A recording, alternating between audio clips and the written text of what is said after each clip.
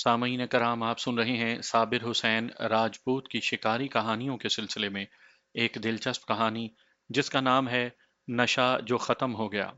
मुझे उम्मीद है आपको मेरी ये काविश पसंद आएगी। आपने अगर अभी तक मेरा चैनल कहानी घर सब्सक्राइब नहीं किया तो अभी मेरे चैनल को सब्सक्राइब करके बेल नोटिफिकेशन ऑन कर लीजिए ताकि आने वाली हर नई कहानी की इत्तला बर वक्त आप तक पहुंच सके।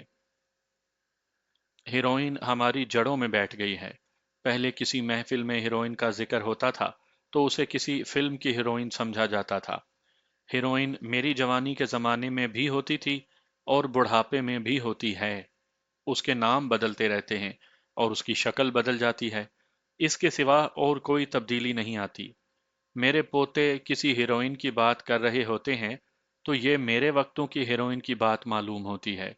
मेरे पोते की हीरोइन भी वही मुकालमे बोलती है जो 50 साल पहले मेरी हीरोइन बोला करती थी, मगर अब एक और हीरोइन मैदान में आ गई है।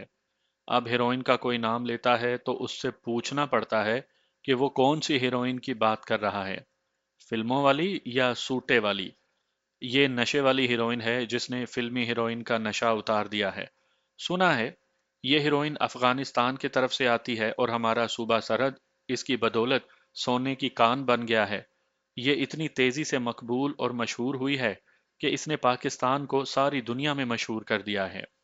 मेरे गांव के बल्कि मेरे इलाके के बेशुमार लोग इंग्लैंड, सऊदीया, कुवैत, दुबई वगैरह गए हुए हैं। उनमें से जो कोई छुट्टी आता है तो बताता है कि हीरोइन की बदौलत दूसरे मुल्कों में पाकिस्तानी मुसाफिर एयरपोर्ट पर उतरते हैं तो वहां के कस्टम वाले और मंशियात के महकमे वाले पाकिस्तानियों को अलग खड़ा कर देते हैं और निहायत एहतराम और इत्मीनान से उनके सामान की एक एक चीज की तलाशी लेते हैं और सूंघते भी हैं। मैं माफी चाहता हूं कि अपनी हैसियत से बढ़कर बात शुरू कर दी। मैंने तो कुत्तों के शिकार का कोई एक वाकया सुनाना था, यही मेरी औकात है। लेकिन मैं दूसरे मुल्कों के एयरपोर्टों पर जा पहुंचा हूं, जहां पाकिस्तानियों की चेकिंग बड़ी सख्ती से होती है। कुत्तों के शिकार में हीरोइन का जिक्र आने की वजह है। दरअसल पहले मेरे जहन में हीरोइन आई थी, फिर ये कहानी जहन में आई। नशा तो हमारे वक्तों में भी लोग करते थे, लेकिन इस तरह नहीं जैसे आजकल होता है। आजकल तो ये आलम है कि जिस महफिल में जाओ, जिस घर में जाओ, अखबार देख लो, हीरोइन का जिक्र मिलता है।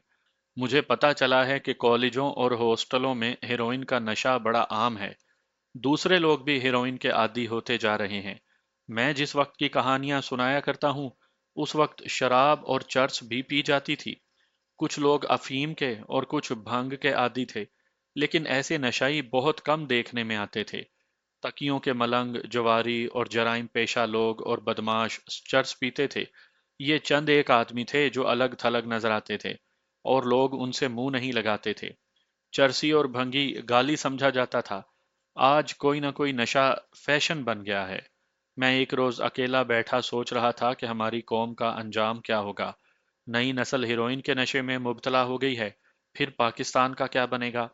सोचते सोचते अपने गांव का एक नौजवान याद आ गया। वो उस वक्त नौजवान था जब हम भी नौजवान हुआ करते थे। वो नौजवानी ही में चर्च का आदी हो गया था। वो कोई ऐसा बदमाश लड़का तो नहीं था। शरीफ बाप का बेटा था, लेकिन 3 बहनों में एक ही बेटा होने की वजह से माँ बाप ने उसे शहजादा बना दिया। ये दरमियाने दर्जे का जमींदार का घर का लड़का था। अमीर तो नहीं, गरीब भी नहीं थे। बाप खुद भी काश्तकारी करता था और उसने कुछ जमीन बटाई पर भी दी हुई थी। उस बेटे की तरफ से बाप को जरा सी भी मदद हासिल नहीं थी। आप जानते हैं कि लाड प्यार से बिगड़ा हुआ बच्चा कैसा होता है। वो सारे घर पर हुक्म चलाता और अपनी हर जिद पूरी करवाता। हमारे गांव के उस लड़के का नाम पीरा दित्ता था। ये नाम इसलिए रखा गया था कि ये पीरों ने दिया था। पहले 2 बेटियां पैदा हुईं, फिर माँ ने बेटे की मुराद दिल में लेकर पीरों के घरों, मिज़ारों और खानकाहों की खाक छाननी शुरू कर दी। फिर यह बेटा पैदा हुआ, जिसका नाम अल्लाह दिता या खुदा दाद नहीं रखा, बल्कि पीरा दिता रखा। यानी ये बेटा पीरों ने दिया है। पीरों का दिया हुआ बेटा पीरों जैसा ही निकला। मुझे अच्छी तरह याद है कि उसकी माँ उसके सामने ऐसी बातें करती थी जैसे ये लड़का उसे बहुत ही मुश्किल से मिला है, या ऐसे जैसे इस लड़के को जिन्नात कोहे काफ से लाए हैं और उस माँ की गोद में डाल गए हैं। ماں کی ان باتوں کا بیٹے پر یہ اثر ہوا کہ وہ اپنے آپ کو ایسا لڑکا سمجھنے لگا جو کسی اور کو تو مل ہی نہیں سکتا، حالانکہ اس کا ماڈل اور ڈیزائن عام دیہاتی لڑکوں جیسا تھا اور اس میں کوئی فالتو چیز فٹ نہیں کی گئی تھی۔ جس طرح آج کل بعض کاروں میں اے سی اور ریڈیو لگے ہوتے ہیں، آج کل تو ٹی وی بھی کاروں میں لگ گیا ہے، لیکن پیراں دیتا میں کوئی ایسی چیز نہیں تھی، بلکہ وہ بڑا ہوا تو باپ کو پتا چلا کہ یہ لڑکا تو دھکا سٹارٹ ہے۔ 18-19 سال عمر میں تو وہ بالکل ہی نکما ہو گیا۔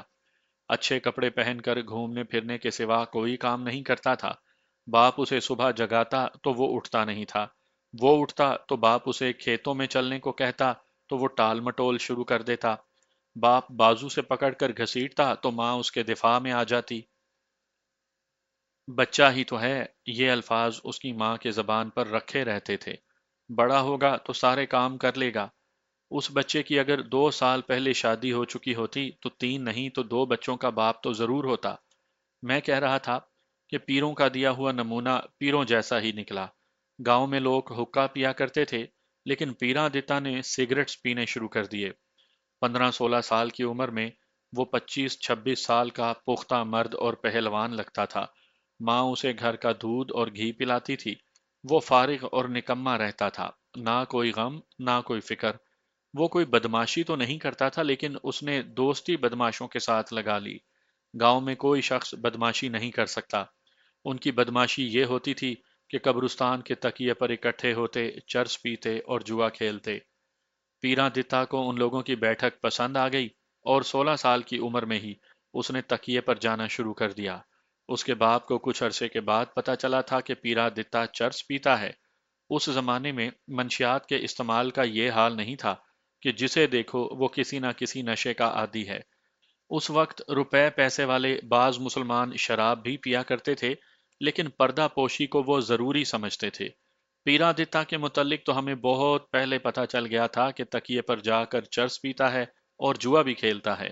جب اس کے باپ کو پتا چلا، اس وقت پیرادتا کی عمر 18 سال سے اوپر ہو گئی تھی اور وہ پکا نشئی بن چکا تھا۔ مجھے اس کے باپ کی پریشانی اچھی طرح یاد ہے۔ ایسے لگتا تھا جیسے اس کی کمر ٹوٹ گئی ہو۔ پیرادتا کی اپنی حالت یہ ہو گئی تھی کہ اس کے دانت جو سفید اور بڑے اچھے ہوتے تھے، بہت زرد ہو گئے، اور ایسی ہی زردی چہرے پر بھی آ گئی تھی۔ آنکھوں میں جوانی کی چمک بجھتی جا رہی تھی۔ وہ جب بھی بولتا تھا تو ایسے لگتا تھا جیسے نشے میں ہو۔ اس کا باپ جب ہمیں دیکھتا تھا تو وہ اور زیادہ غمگین ہو جاتا تھا۔ اس روز تو باپ کی حالت ایسی ہو گئی تھی جیسے اس کا اکلوتا بیٹا مر گیا ہو، جس روز اسے لڑکی والوں نے رشتہ دینے سے انکار کر دیا تھا۔ یہ رشتہ بچپن میں طے ہو چکا تھا، منگنی نہیں ہوئی تھی، وعدہ ہوا تھا، جسے ہماری زبان میں زبان دینا کہتے ہیں۔ پیرا دیتا بڑا ہو کر چرسی بن گیا تو اس کے باپ کو کسی نے مشورہ دیا کہ لڑکے کی شادی کر دو، یہ آوارگی اور نشے سے باز آ جائے گا۔ باپ نے لڑکی کے باپ سے کہا کہ وہ شادی کا دن مقرر کریں، لیکن لڑکی کے باپ نے یہ کہہ کر رشتہ دینے سے انکار کر دیا کہ لڑکا بدماشوں اور ملنگوں کا یار ہے اور وہ چرس کا نشئی ہے۔ اکثر والدین اپنے آوارہ بیٹوں کا علاج شادی کو ہی سمجھتے تھے اور یہ نہیں سوچتے کہ یہ نسخہ ناکام ہو گیا تو لڑکا ایک پرائی لڑکی کی بھی زندگی تلخ کر دے گا۔ یہ تو دیکھا گیا ہے کہ شادی سارے نشے اتار دیا کرتی ہے اور ہوش ٹھکانے آ جاتے ہیں، لیکن یہ جوا ہے، اس میں جیت بھی ہے، ہار بھی۔ میری ماں اور میرے ایک دوست کی ماں نے ہماری شادی اس لیے کروائی تھی کہ ہم شکار سے باز آ جائیں گے۔ نہ میں باز آیا اور نہ ہی میرا دوست۔ دونوں شادیاں رائے گاں گئیں۔ میں تو اپنی ماں کے آگے بولنے کی جرت نہیں کیا کرتا تھا، لیکن میرا دوست دلیر آدمی تھا۔ تیری شادی اس لیے کی تھی کہ تو ان کتوں کی یاری چھوڑ دے گا، ایک روز میرے دوست کی ماں نے اسے کہا۔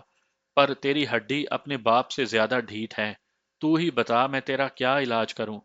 میرے کتے کی بھی شادی کر دو، میرے دوست نے کہا، پھر ہو سکتا ہے ہماری یاری ٹوٹ جائے۔ ماں اس کی بھی کلاشنکوف تھی۔ یکے بعد دیگرے گولیوں کی طرح ماں نے میرے دوست کو گالیاں دیں۔ تیرے دل میں کتے کا پیار ہے، ماں کا پیار نہیں، ماں نے کہا۔ نہیں ماں جی، میرے دوست نے کہا، کہتے ہیں کتا انسان کا وفادار ہوتا ہے۔ میں کتوں پر ثابت کر رہا ہوں کہ انسان کتے کا زیادہ وفادار ہوتا ہے۔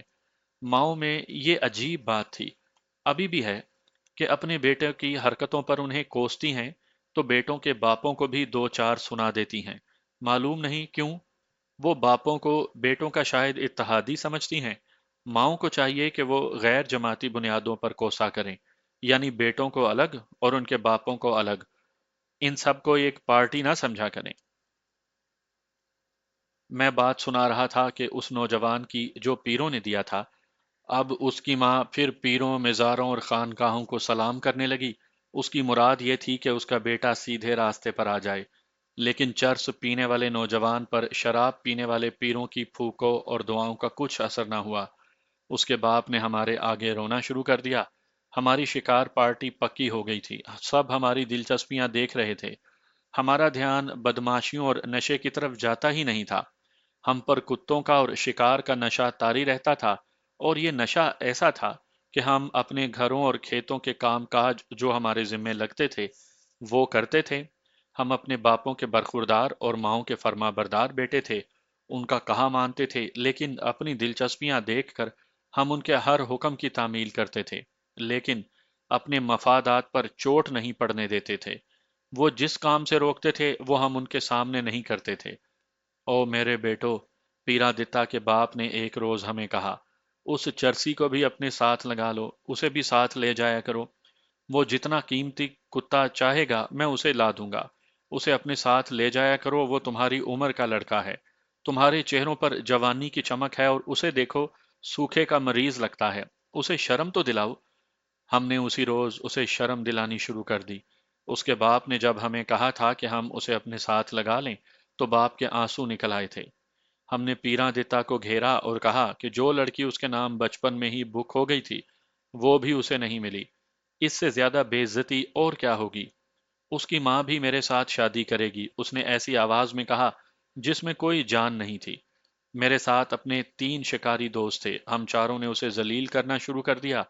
یہ بھی کہا کہ اس نے اپنے باپ کو وقت سے پہلے بوڑھا کر دیا ہے۔ ہم نے اسے ایسی باتیں بھی کہیں جو صرف کہی جاتی ہیں، یہ باتیں آپ کتابت نہیں کروا سکتے۔ لیکن نشہ بڑی بری چیز ہے، نشے کی عادت اتنی آسانی سے نہیں چھوٹتی۔ پیرادتا پر کچھ نہ کچھ اثر ضرور ہوا۔ اس کا باپ ہمیں ہر روز ملتا اور ایک ہی بات کہتا تھا کہ میرے چرسی بیٹے کو اپنے ساتھ لگا لو اور اسے چرس سے اور چرسیوں سے بچاؤ۔ ہم نے بھی تہیا کر لیا کہ اسے راہ راست پر لا کر ہی دم لیں گے۔ ہم نے یہ طریقہ اختیار کیا کہ اسے گھیر لیتے اور گپ شپ شروع کر دیتے، شکار کی بڑی دلچسپ باتیں اسے سناتے جن میں تقریباً آدھی جھوٹی ہوتی تھی۔ وہ بعض اوقات ہماری باتیں سنتے سنتے سگریٹ نکالتا اور اس میں چرس بھر کر پینے لگتا۔ ہم اس کوشش میں تھے کہ وہ ہماری منڈلی میں شامل ہو جائے اور اسے شکار کھیلنے کا چسکا پڑ جائے۔ تقریباً 1 مہینے کے بعد اس نے شکار میں دلچسپی کا اظہار کیا۔ ہم نے اس کے باپ سے کہا کہ اسے ایک کتا لا دے۔ ہمیں امید تھی کہ اس میں کتا رکھنے کا شوق پیدا ہو گیا تو یہ چرس تو شاید نہ چھوڑ سکے، کم از کم چرسیوں کی دوستی چھوڑ دے گا۔ اس لیے اس کے لیے کتا آ گیا۔ ہم نے اسے بتانا شروع کر دیا کہ کتے کو کس طرح رکھا اور پالا جاتا ہے۔ ہم اسے یہ باتیں اس طرح بتا رہے تھے جس طرح اس ماں کو بتائی جاتی ہیں جس نے پہلا بچہ جنا ہو۔ اس نے کتے میں دلچسپی لینی شروع کر دی، جب گھر سے نکلتا تو کتا اس کے ساتھ ہوتا تھا۔ ہم یہ امید لگائے بیٹھے تھے کہ وہ کتے کی محبت میں ملنگوں کے پاس جانا چھوڑ دے گا، لیکن اس نے تکیے پر جانا نہیں چھوڑا۔ تبدیلی صرف یہ آئی کہ پہلے وہ اکیلا تکیے پر جاتا تھا، اب کتا بھی اس کے ساتھ جانے لگا۔ ہمیں نظر آنے لگا کہ یہ کتے کو بھی چرسی بنا دے گا۔ ایک روز ہم اسے شکار پر لے گئے۔ اس کا کتا ہمارے کتوں سے متعارف ہو چکا تھا۔ اس کتے کو ہم اپنے کتوں کے ساتھ گھماتے پھراتے رہے تھے۔ اس طرح اجنبیت ختم ہو گئی تھی۔ پیرادتا پر ہم نے یہ شرط عائد کی تھی کہ وہ چرس پی کر نہ آئے اور شکار کے دوران بھی چرس نہ پیے۔ اس نے یہ شرط مان لی تھی۔ صبح ہمارے پاس آیا تو چرس کا کش لگائے بغیر آیا۔ ہم چل پڑے۔ ہم سب کی ماؤں میں صرف پیرادتا کی ماں خوش تھی کہ اس کا بیٹا شکار کھیلنے جا رہا ہے۔ باقی سب کی ماؤں کا رویہ وہی تھا جو ہوا کرتا تھا۔ ہم گاؤں سے نکل گئے، ہماری چال ڈھال اور رفتار ویسی ہی تھی جیسی میں اپنی کہانیوں میں سنایا کرتا ہوں۔ موسم سرد تھا، گندم کی فصل 2-2.5 فٹ اونچی ہو گئی تھی۔ آج کل مصنوعی کھاد کی مہربانی سے فصل پک کر 2-2.5 فٹ اونچی ہوتی ہے۔ ہمارے وقتوں میں گندم کا پودا 5-5.5 فٹ اور اس سے بھی زیادہ اونچا ہو جاتا تھا۔ یہ قدرتی کھاد کی اور لوگوں کی نیت کی برکت تھی۔ हम गांव से दूर निकल गए, घाटियां उतरे और चढ़े, खड फलांगे और एक और घाटी आ गई जिसकी चढ़ाई ज्यादा थी। हम सब हस्बे आदत दौड़ते चढ़ गए। मैंने पीछे बल्कि नीचे देखा तो पीरादित्ता अभी नीचे था और बहुत ही आहिस्ता आहिस्ता चढ़ाई चढ़ रहा था। मैं नीचे गया, पीरादित्य का सांस फूला हुआ था, वो हाँफ रहा था, वो इतना ज्यादा चलने का आदी नहीं था और उसके जिस्म का रस चर्स ने भी खुश्क कर डाला था। मैंने अपना हाथ उसे पकड़ाया और उसे खींच खींच कर ऊपर ले गया, फिर भी उसकी सांसें नहीं मिलती थीं। दित्तू, राजा शहबाज खान ने उसे कहा, देख, हम सब तेरी उम्र के हैं और हम बंदरों की तरह भागते दौड़ते और चढ़ाइयां चढ़ते हैं। अपनी हालत देख, माँ तुझे जो दूध मक्खन और घी खिलाती है वो सब चर्स ने पी लिया है। इसीलिए हम तुझे कहते रहते हैं कि चर्स छोड़ दे, वरना तू जवानी में बूढ़ा हो जाएगा। वो चुप रहा, उससे बोला नहीं जाता था। हम उसे ऊपर ले गए। कुछ देर बाद उसका सांस ठिकाने आया और उसने मुस्कुराकर कहा कि चलो, अब नहीं थकूंगा। तकरीबन 200 गज दूर एक गीदड़ नजर आया। गीदड़ इतना डरपोक जानवर है कि दिन के वक्त ये बहुत कम नजर आता है। कुत्ते या इंसानों को देखकर उसका भागना देखने वाला होता है। बहुत तेज भागता है, बार बार पीछे और दाएं बाएं देखता जाता है। गीदड़ की तरह भागना बिल्कुल सही मुहावरा है। ये गीदड़ जो हमें नजर आया था उसे हम अभी नजर नहीं आए थे। वो दाएं से बाएं की तरफ जा रहा था। ये गीदड़ एक कुत्ते ने हमें दिखाया था और उसने मुंह उठाकर बुफ की जबान से सबको खबरदार कर दिया था। कुत्ते गीदड़ की तरफ दौड़ पड़े। वो जमीन कटी फटी थी। हम जानते थे कि गीदड़ अपने बिल में गायब हो जाएगा और कुत्ते भौंकते रह जाएंगे। ऐसी कोई जरूरत नहीं थी कि हम भी दौड़ पड़ते, लेकिन हमने दो खरगोश देखे जो वहीं कहीं से उठे और उसी तरफ भागने लगे जिधर गीदड़ गया था। हम कुत्तों के पीछे दौड़ पड़े। थोड़ी दूर जाकर मैंने पीछे देखा, पीरादित्ता चल रहा था। उसमें दौड़ने की हिम्मत नहीं थी। मैं रुक गया, वो भी रुक गया और बैठ गया। मैं उसके पास जा बैठा। उसने कहा कि उससे दौड़ा नहीं जाता। मैंने चर्च के खिलाफ बोलना शुरू कर दिया और उसे शर्म दिलाई कि इतना जवान होकर वो दौड़ भी नहीं सकता। तुम चलो साबू, उसने कहा, मैं आ जाऊंगा। उसे इस हालत में देखकर मुझे बहुत अफसोस हुआ। मैं उसे वहीं छोड़कर आगे चल पड़ा। देखा कि 250-300 गज दूर मेरे साथी रुके खड़े थे और कुत्ते वहीं कहीं थे लेकिन नजर नहीं आते थे। मैं उनकी तरफ दौड़ने लगा। मुझे अपने पीछे दौड़ते कदमों की आवाजें सुनाई दी। पीछे देखा तो मैं हैरान रह गया। पीरादित्ता बहुत ही तेज दौड़ता आ रहा था। वो मेरे करीब से गुजर गया। उसने कहा, आ जाओ साबू। वो दौड़ता गया। मैं जब अपने साथियों के पास पहुंचा तो पीरादित्ता मुझसे पहले पहुंच चुका था। मैंने ये तो ना देखा कि मेरे साथी और कुत्ते क्या कर रहे हैं। मैं पीरादित्ता को देख रहा था। वो फुदकता फिर रहा था। वो अब बेजान नहीं लगता था। मुझसे रहा न गया। मैं उसे बाजू से पकड़कर अलग ले गया। ये क्या मामला है दितू? मैंने उससे पूछा। तुमसे तो चला नहीं जाता था, मगर तुम उड़कर यहाँ तक आ गए हो। यही तो मामला है जो तुम्हारी समझ में नहीं आता, उसने कहा। तुमने मुझ पर पाबंदी लगा दी थी कि मैं चर्च का कश लगा कर ना आऊं और शिकार के दौरान भी कश ना लगाऊं। उस पाबंदी ने मेरी ये हालत कर दी कि मैं चलने के काबिल ना रहा। तुम मुझे वहां बैठा छोड़कर आगे निकल गए। मैं सिगरेट भी साथ लाया था और चर्च भी। मैंने सिगरेट में चर्च भरी, 3-4 कश लगाए तो 14 तबक रोशन हो गए। मेरे जिस्म में जान आ गई और मैं दौड़ पड़ा। ये है चर्च की बरकत। अब मेरे साथ दौड़ लगा लो। मुझे चुप लग गई। हम उसे कई महीनों से चर्च के खिलाफ लेक्चर दे रहे थे, लेकिन उसने एक ही बार अमली दलील देकर साबित कर दिया कि चर्च तो बड़े काम की चीज है। कुत्ते शोरो गुल बर्पा कर रहे थे। वो सब एक चौड़े टीले के दामन में एक लंबूतरे बिल में मुंह और पंजे मार रहे थे। ये बिल तकरीबन 2 फुट लंबा और 1 फुट चौड़ा था। गीदड़ उसके अंदर चला गया था। मेरे साथियों ने उसे अंदर जाते देखा था। खरगोश मालूम नहीं किधर निकल गए थे। 2-3 कुत्ते इकट्ठे उस बिल में दाखिल होने की कोशिश करते थे और दूसरे कुत्ते उनके पीछे बेताबी से दाएं बाएं होते और आगे होकर बिल में जाना चाहते थे। यह कुदरती तौर पर बना हुआ बिल था। वहां कुत्तों को हलकान कराते रहना ठीक नहीं था। गीदड़ बिल में दूर अंदर चला गया होगा। हमारे दो साथियों ने कुत्तों का पीछा किया और खुद बिल में झांकने लगे। उन्होंने बताया कि यह बिल नहीं है, वो कुदरती तौर पर बनी हुई जगह थी जिस तरह किसी बिल का मुंह होता है, लेकिन ये इतनी ही जगह थी जिसमें एक या दो कुत्ते बैठ सकते थे। मुंह लंबूतरा था और तंग। गीदड़ उसमें रेंग कर और सुकड़ कर गया होगा। वो लड़कों को नजर आ गया, अंदर सुकड़ा बैठा था। हमारे कुत्तों के जिस्म बड़े थे, उनमें से कोई भी अंदर नहीं जा सकता था, लेकिन कुत्ते एक दूसरे से आगे बढ़ बढ़ कर उस बिल के अंदर जाने की कोशिश कर रहे थे। वो भौंकते, गुर्राते और पंजों से बिल के मुंह को खुला कर रहे थे।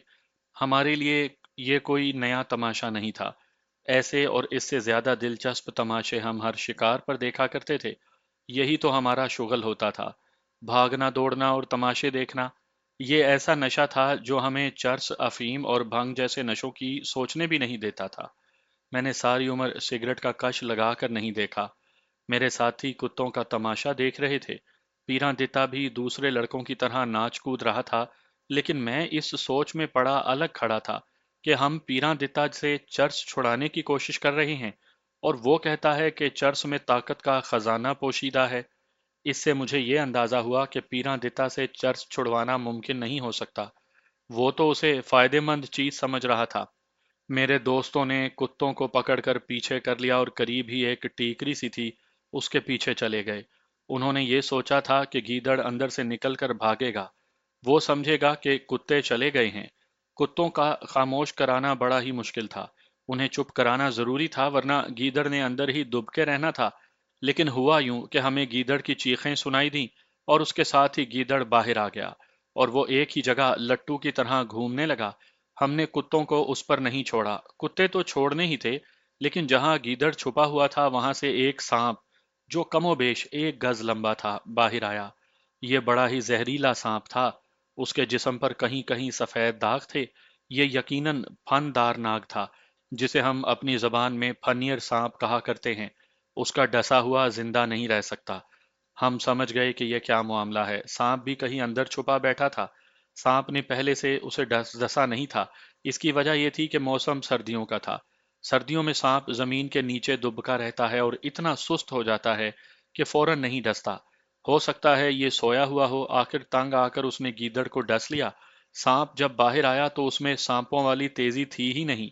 ये सर्दी का असर था। सांप जब पूरे का पूरा बाहर आ गया तो उसी जगह से 2 खरगोश बाहर आए, और दोनों एक ही तरफ दौड़ पड़े। गीदड़ भी चक्कर खाता खाता एक तरफ को चला और गिर पड़ा। मेरे साथियों ने खरगोशों के पीछे कुत्ते छोड़ दिए और खुद पत्थर उठाकर सांप को मारने लगे। अगर मौसम गर्मा होता तो सांप तीर की रफ्तार से भागता और गायब हो जाता। उसे पत्थर लगे और वो वहीं बल खाने लगा।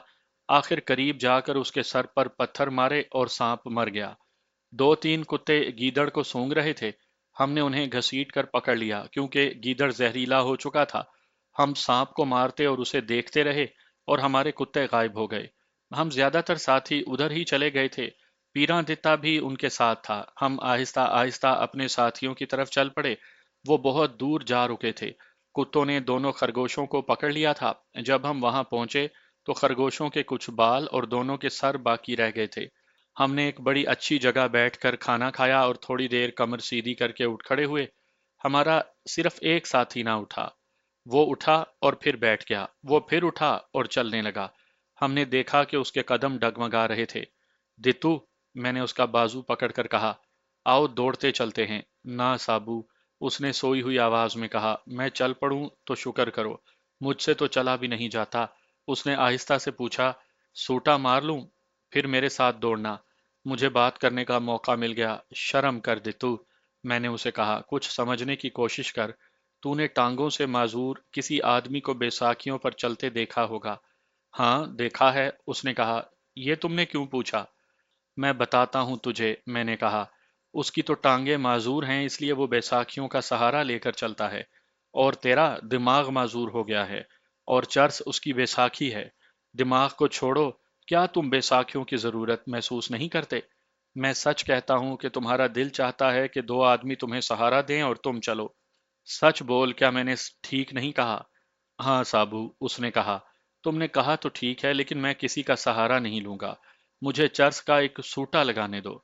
मैं ना तजर्बाकारी की उम्र में था। मैं ये भी जानता था कि अब इसे चर्च का कश नहीं लगाने दूंगा तो ये घर जाकर कश लगा लेगा।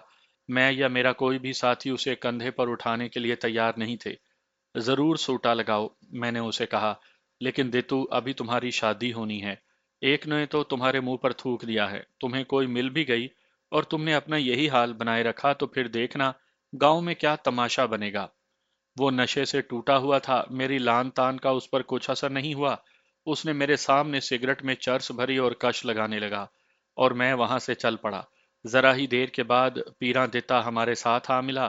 اس کی کاہلی اور سستی ختم ہو چکی تھی، اور وہ ہم سب سے زیادہ تیز چلنے کی کوشش کر رہا تھا۔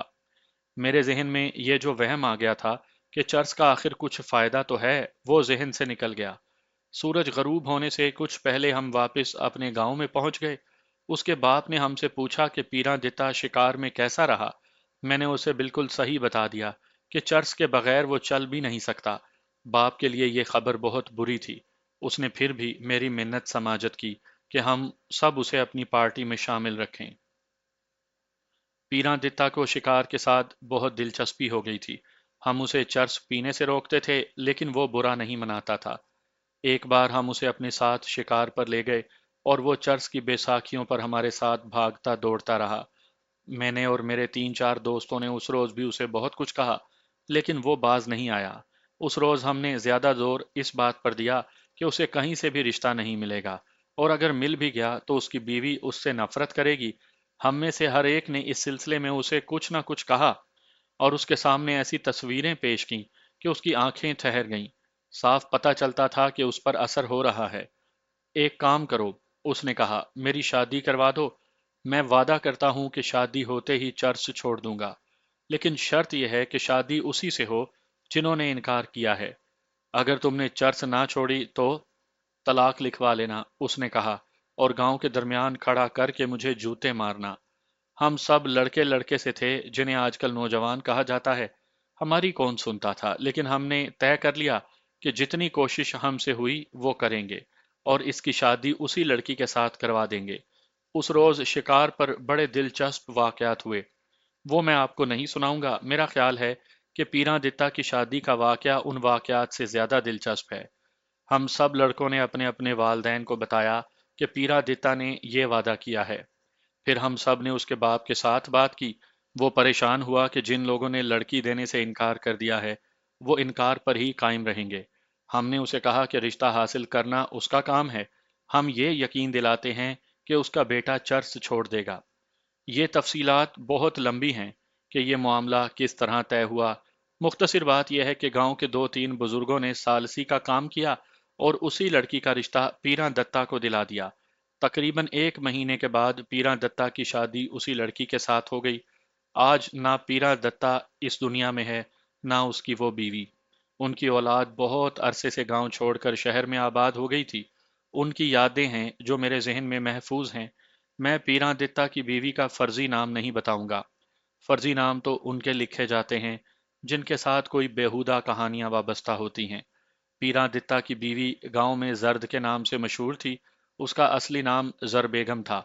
زر سونے کو کہتے ہیں، اور زرد سونے جیسی قیمتی اور سونے کی طرح ہر کسی کو اچھے لگنے والی عورت تھی۔ ہمارے دیہاتی علاقے میں پردے کا رواج کبھی بھی نہیں رہا۔ اگر میں نے کہا کہ پردہ نہ ہوتے ہوئے بھی عورتوں کے چال چلن ٹھیک رہتے تھے، تو مولوی صاحبان مجھ پر فتویٰ تھوپ دیں گے کہ میں اسلام کے ایک حکم کی بے ادبی کر رہا ہوں۔ میں آج کے دور کی قسم نہیں کھا سکتا۔ جس وقت کی میں بات کر رہا ہوں، اس وقت چال چلن اور اخلاق صحیح معنوں میں قائم تھا۔ شاید یہی وجہ تھی کہ ہماری عورتوں میں مردوں جیسی جرت پائی جاتی تھی۔ ایسی ہی جرت زرد نے بھی کر دکھائی تھی۔ زرد جرت والی اور بڑے زندہ دل والی لڑکی تھی۔ ہم سب دوستوں کو افسوس ہو رہا تھا کہ زرد جیسی قیمتی لڑکی ایک چرسی، بلکہ جسمانی لحاظ سے بیکار چرسی کے ساتھ باندھ دی گئی ہے۔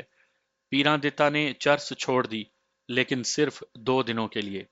اس کے بعد ہمیں پتہ چلتا رہا کہ اس نے چرس پھر شروع کر دی ہے، البتہ چھوڑنے کی کوشش کرتا رہا۔ 1.5-2 مہینے گزرے تو زرد ہمارے گھر آ گئی۔ میں اس وقت تک شادی شدہ ہو چکا تھا۔ زرد پہلے میری ماں اور میری بیوی کے ساتھ باتیں کرتی رہی، پھر اس نے مجھ پر حملہ کر دیا۔ ہماری آپس میں بے تکلفی تھی۔ یہ بے تکلفی آج والی نہیں تھی۔ آج تو لڑکے اور لڑکی کی بے تکلفی کے معنی کچھ اور ہوتے ہیں۔ سابو، زرد نے مجھے کہا، مجھے کل پتا چلا ہے کہ اس چرسی کے ساتھ مجھے بیانے میں تمہارا ہاتھ بھی ہے۔ تمہیں میرے ساتھ کیا دشمنی تھی؟ سچی بات یہ ہے کہ میں زرد سے بہت ہی شرمسار تھا۔ اس کمبخت دتو نے وعدہ پورا نہیں کیا تھا، اور پھر چرس شروع کر دی تھی۔ زرد کی آنکھیں بوٹیوں کی طرح سرخ تھیں، وہ روتی رہتی تھی۔ ہاں زرد، میں نے افسوس کے لہجے میں کہا۔ اس نے قسم کھا کر وعدہ کیا تھا کہ شادی ہوتے ہی وہ چرس کو چھوڑ دے گا۔ بری عادتیں کبھی چھوٹی ہیں، زرد نے کہا۔ تم نے اور میرے بھائی نے اپنی ماؤں اور بیویوں کے کہنے پر کتوں کی یاری چھوڑ دی۔ میں ماں باپ کی عزت کی ماری بولتی نہیں۔ میں تو ایک دن بھی اس کے ساتھ نہیں رہنا چاہتی۔ ان کی حویلی کتنی خوبصورت ہے، لیکن اندر جاؤ تو ہر طرف چرس کی بدبو پھیلی ہوئی ہے۔ ایسی بدبو آتی ہے جیسے یہاں کہیں مردار پڑا ہوا ہو۔ مردار تو یہی ہے جسے تم سب نے مل کر میرا خاوند بنا دیا۔ میں تو کہتی ہوں کہ اسے باہر کھیتوں میں لٹا آؤں تو گدھ اسے مردار سمجھ کر کھا جائیں گے۔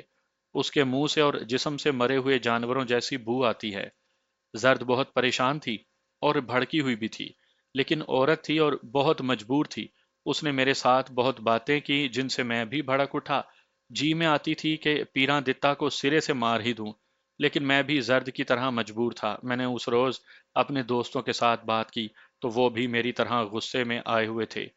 ہم نے پیراں دتا کو پکڑا اور اس نے ہمارے ساتھ سیدھے منہ بات بھی نہ کی۔ اس سے ہمیں اور غصہ آیا، لیکن ہم اس کا کیا بگاڑ سکتے تھے؟ حالانکہ اس کے باپ نے ہمیں کئی بار کہا تھا کہ تمہیں کھلی اجازت ہے۔ اگر سمجھتے ہو کہ میرا بیٹا جوتوں سے صحیح ہوگا تو اسے خوب پھینٹی لگاؤ۔ 4-5 مہینے گزر گئے، پیراں دتا نے ہمارا ساتھ بالکل چھوڑ دیا تھا۔ اس نے کتا بیچ ڈالا یا ویسے ہی کسی کو دے دیا تھا۔ اس کے گھر کے حالات کا ہمیں پتہ لگتا رہتا تھا۔ اس نے 2-3 مرتبہ زرد کو مارا پیٹا بھی تھا۔ زرد کا باپ اور اس کے بھائی بزدل لوگ تو نہیں تھے، لیکن ہمارے معاشرے میں یہ جو محاورہ چلتا ہے نا کہ لڑکی کا اجڑ جانا خاندان کی بے عزتی کا باعث ہوتا ہے، اسی اصول پر یہ لوگ سب کچھ برداشت کرتے رہے۔ زرد کا ایک بھائی ہمارا دوست تھا اور ہماری شکاری پارٹی میں بھی شامل تھا۔ وہ کہا کرتا تھا کہ وہ اپنی بہن کو ایک دن بھی وہاں نہ رہنے دے، لیکن وہ مجبور ہے۔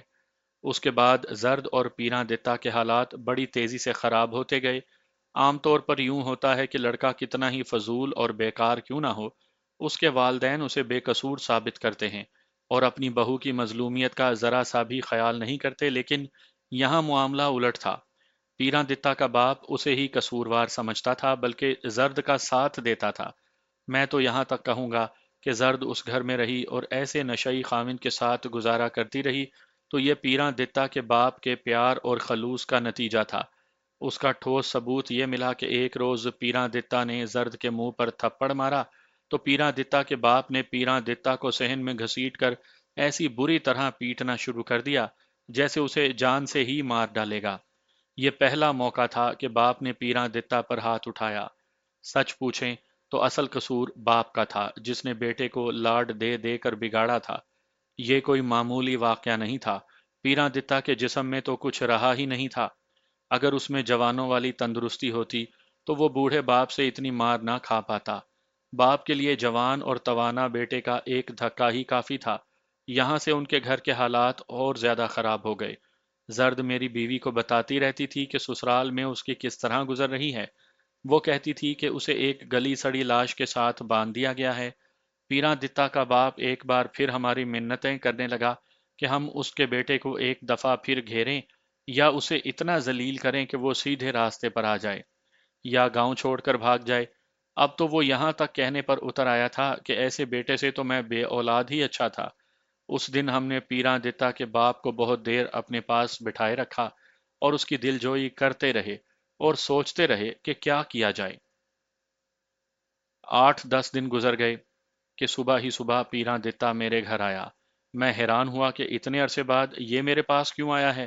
سابو، اس نے کہا، میں نے تم سب سے ملنا جلنا چھوڑ دیا تھا، یہ میری غلطی تھی، لیکن میں تم سب کو اور خاص کر تمہیں ہر وقت اپنا دوست سمجھتا رہا ہوں۔ ایک ضروری کام سے آیا ہوں۔ سوٹا لگانے کے لیے پیسے چاہیے؟ میں نے طنزیہ لہجے میں پوچھا۔ نہیں یار، اس نے کہا، پیسوں کی ضرورت نہیں، مجھے کوئی راستہ دکھاؤ۔ نشہ چھوڑنا چاہتے ہو؟ یہی پوچھنے آیا ہوں، اس نے جواب دیا۔ نشہ چھوڑ دوں گا یا پھر بیوی کو چھوڑ دوں گا؟ میں نے یہ خاص طور پر دیکھا کہ وہ ہارا ہوا سا تھا، جس سے مجھے یہ شک ہوا کہ رات کو کوئی بڑی بازی ہار آیا ہے۔ میں نے اس سے پوچھا کہ اب اسے نشہ یا بیوی چھوڑنے کا خیال کیسے آیا؟ رات کو میری بیوی نے مجھے مارا ہے، اس نے کہا، اور اس نے میری چارپائی اور بستر اٹھا کر باہر صحن میں پھینک دیا۔ میں تو اسے قتل کر دیتا، لیکن میرے باپ نے الٹا مجھے جوتے مارے۔ اب تم بتاؤ کہ میں کیا کروں؟ میں تمہیں ایک ہی بات کہوں گا کہ نشہ چھوڑ دو، میں نے کہا۔ اور اس بیوی کو نہ چھوڑوں جس نے پاؤں کی جوتی ہو کر مجھے مارا ہے، اس نے کہا۔ بے وقوف کے بچے، میں نے کہا، تم مرد ہوتے تو تمہاری بیوی تمہارے پاؤں کی جوتی بن کر رہتی اور اس بات پر فخر کرتی۔ یہ تو اچھا ہوا کہ اس نے تمہیں رات کو مارا ہے، کسی کو پتہ نہیں چلا۔ پتہ چلے گا تو لوگوں کو کیا بتاؤ گے؟ یہ بھی سوچو کہ تم اتنے کمزور ہو گئے ہو کہ تم نے ایک عورت سے مار کھائی اور اس نے تمہارا بستر اٹھا کر باہر پھینک دیا۔ تم اسے طلاق دو گے تو وہ سارے گاؤں میں نہیں بلکہ سارے علاقے میں مشہور کرے گی کہ اس نے تمہیں مارا پیٹا تھا، اس لیے تم نے اسے طلاق دی ہے۔ تم یہ بھی جانتے ہو کہ عورت جب اپنے خاوند کے خلاف ہو جاتی ہے تو وہ کیسی کیسی باتیں مشہور کرتی ہے۔ ٹھنڈے دل سے سوچو، نشہ چھوڑو اور مرد بنو، ورنہ یہ بیوی تمہیں مردوں میں بیٹھنے کے قابل نہیں چھوڑے گی۔ مجھے یہ دیکھ کر خوشی ہوئی کہ وہ بالکل چپ چاپ میری باتیں سنتا رہا اور اس کی آنکھوں میں آنسو بھی آ گئے۔ اسے اپنی حالت پر افسوس آ رہا تھا۔ گھبراؤ نہیں دتو، میں نے مخلص دوستوں کی طرح کہا۔ مجھے ایک ڈر اور ہے، برا نہ جاننا۔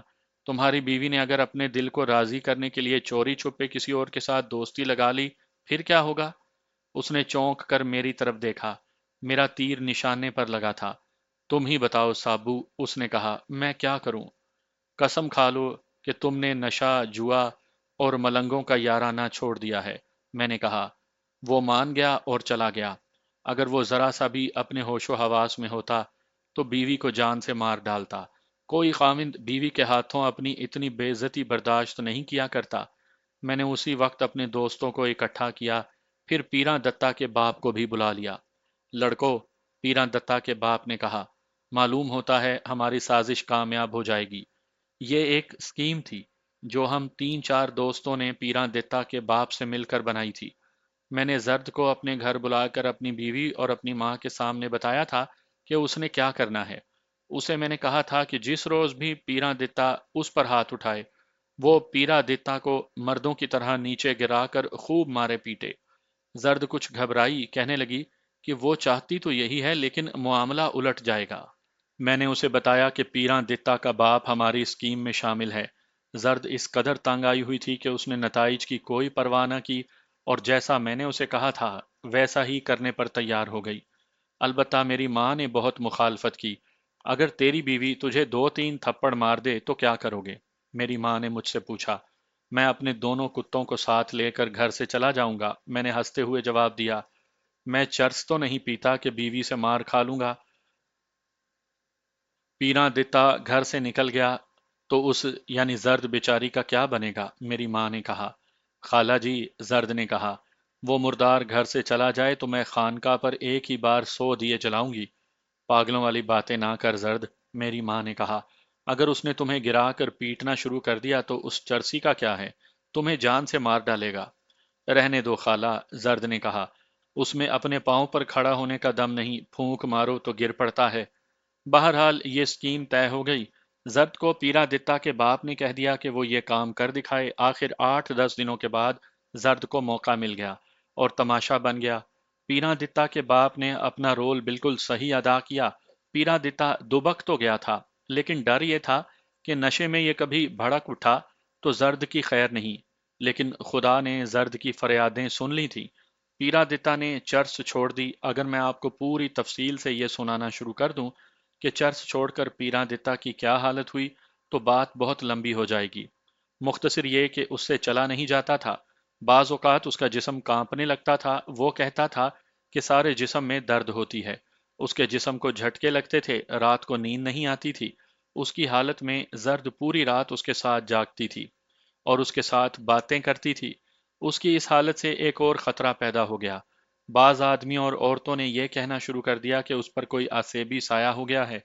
پھر جتنے منہ اتنی باتیں، کوئی کسی پیر کا نام بتاتا، کوئی کسی عامل کے گھر کا راستہ دکھاتا اور کوئی کسی مزار پر ہر جمعرات جانے کو کہتا۔ اس کی حالت ایسی تھی کہ بعض اوقات مجھے اور میرے دوستوں کو بھی شک ہوتا تھا کہ اس پر شر شرار کا غلبہ ہو گیا ہے۔ بعض اوقات یہ شک ہوتا تھا کہ زرد نے اس پر الٹے تعویذ ہی تو نہیں کروا دیے، لیکن ہمیں اصل بات معلوم تھی، اس لیے ہمارے ذہن سے وہم نکل جاتے تھے۔ اس کی حالت کچھ زیادہ ہی بگڑ گئی تو ایک روز ہم اسے گھوڑی پر بٹھا کر گجر خان سول ہسپتال میں لے گئے۔ وہاں ان دنوں ایک ہندو ڈاکٹر ہوا کرتا تھا جس کا پورا نام معلوم نہیں کیا تھا، وہ ڈاکٹر کپور کے نام سے مشہور تھا۔ اس نے پیراں دتا کو دیکھا، ہم نے اسے بتایا کہ اس کا اصل مرض کیا ہے۔ یہ سنتے ہی اس نے کہا کہ کچھ اور نہ سمجھ لینا، یہ کوئی مرض نہیں اور نہ ہی یہ کوئی پر اسرار معاملہ ہے۔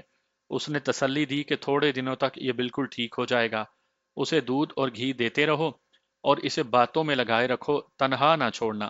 ڈاکٹر نے ایک دوائی بھی دے دی تھی۔ تقریباً 15 دن پیراں دتا کی حالت بہت بری رہی، پھر وہ آہستہ آہستہ اپنی نارمل حالت میں آنے لگا۔ آج میں سنتا ہوں کہ ہیروئن اور چرس وغیرہ چھڑوانے کے لیے پرائیویٹ ہسپتال کھل گئے ہیں جو ہزاروں روپیہ فیس لیتے ہیں، لیکن فائدہ کسی کسی کو ہوتا ہے، یعنی جس کے پاس ہزاروں روپیہ ڈاکٹروں کو دینے کے لیے ہوتا ہے۔ پیرا دتا بالکل نارمل حالت میں آ گیا تھا، جس کی وجہ یہ تھی کہ اس میں غیرت جاگ اٹھی تھی اور اس کی قوت ارادی پوری طرح بیدار ہو گئی تھی۔ اس زمانے میں نہ پیراں دتا کو معلوم تھا، نہ ہم میں سے کوئی جانتا تھا کہ قوت ارادی بھی کوئی چیز ہوتی ہے۔ پیراں دتا ایسا ٹھیک ہوا کہ زرد کو وہ ایسے چاہنے لگا جیسے ان میں کبھی بے مزگی ہوئی ہی نہیں تھی۔